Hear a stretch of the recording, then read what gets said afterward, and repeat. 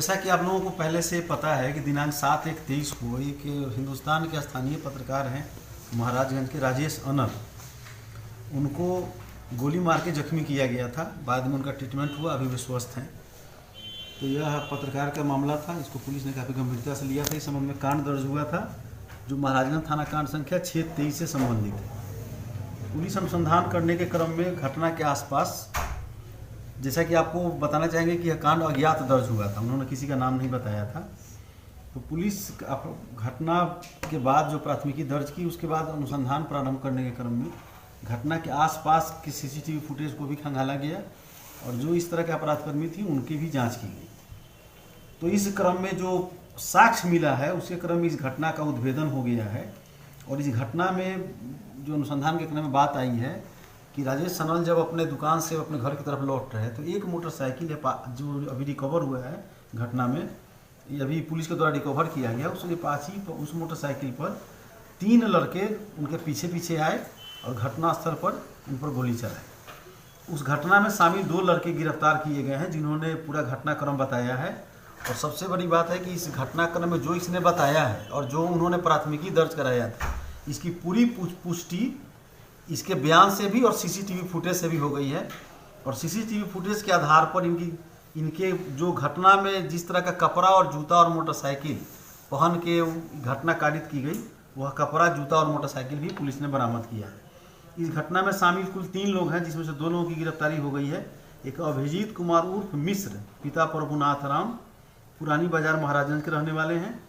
और दूसरे हैं प्रवीण कुमार, पिता अशोक कुमार, अम्बेडकर नगर, पुरानी बाजार, थाना महाराजगंज। इन दोनों की गिरफ्तारी होगी। एक इसमें अभियुक्त अभी फरार है, जिसकी गिरफ्तारी के लिए पुलिस टीम उसके ठिकाने पर अभी भी छापामारी कर रही है और बाहर गई हुई। सर कुछ पता चला? अभी मैं बता ही रहा हूँ।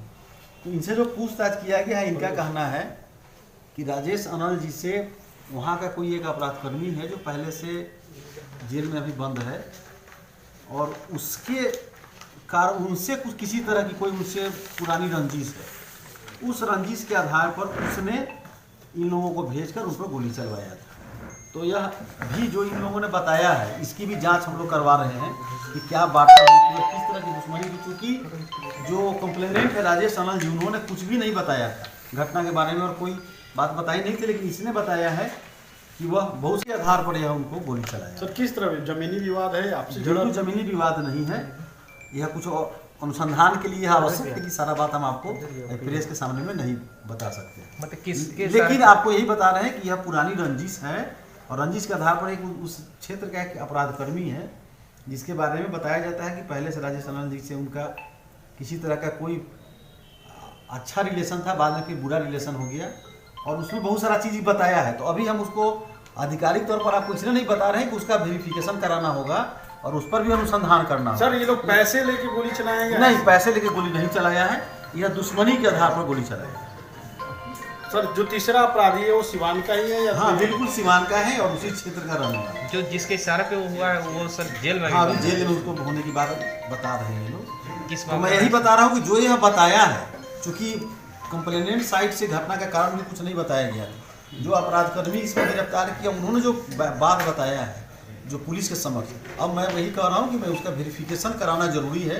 उसके बाद ही ऑथेंटिक वे में यदि आवश्यकता हो कि तो मैं पुनः प्रेस रिलीज करके आप लोगों को बता दूंगा। सर वो किस मामले में बंद है सर?